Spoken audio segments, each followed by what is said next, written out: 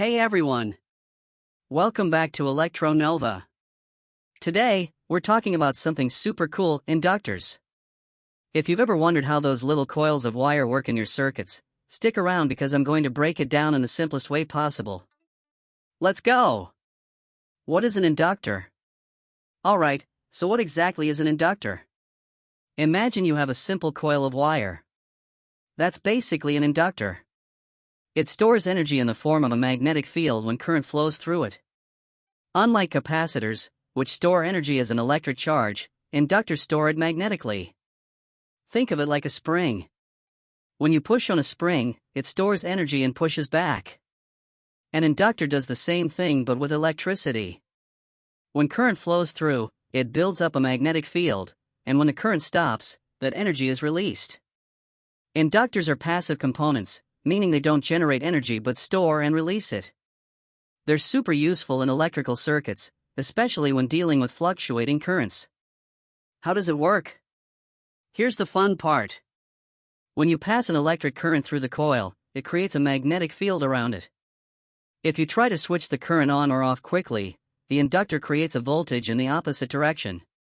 This property is called inductance, and it's measured in henries, H.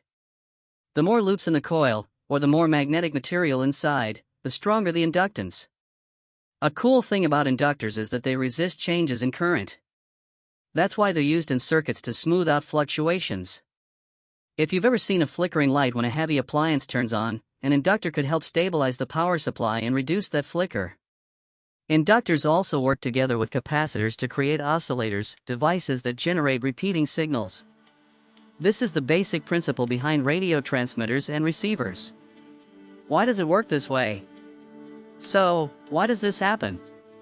It all comes down to a principle called Faraday's law of induction. When the current in a coil changes, it induces a voltage that opposes the change. This means inductors try to keep the current steady, kind of like how a car's shock absorbers smooth out bumps in the road. Where do we use inductors? Now, where do we actually use inductors in real life? Well, they're everywhere. Here are some examples. Power supplies: they smooth out electrical signals in power adapters, preventing sudden voltage spikes.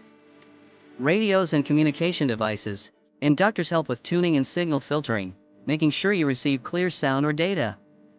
Transformers: these big coils of wire are used to step up or step down voltage efficiently.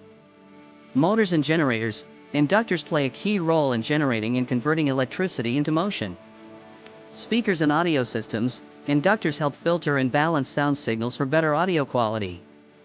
Induction cooking: the coils in induction stoves create a magnetic field that directly heats up metal pots and pans. Real-life example: wireless charging. Okay, here's a real-life example: wireless charging. Ever wonder how your phone charges without plugging it in? Inside the charger, there's a coil acting as an inductor. When AC current flows through it, it creates a magnetic field. Your phone has another coil inside that picks up this field and converts it back into electricity to charge your battery. No wires needed, just pure electromagnetic magic. Other interesting uses. Another cool use of inductors? They are found in electric vehicle, EV, chargers. High-power inductors help manage energy transfer efficiently. Without inductors, charging your EV would be slower and less efficient. Ever heard of metal detectors? Yup. Inductors play a role in detecting metal objects by sensing changes in magnetic fields. That's how security wands at airports work. Inductors are also used in solar power systems.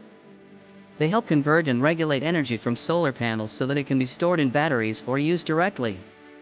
Wrapping it up. And that's it. Now you know what inductors are, how they work, and where we use them. If you found this helpful, don't forget to like, subscribe, and hit that notification bell for more awesome electronics content. Let me know in the comments if you want me to cover more cool topics.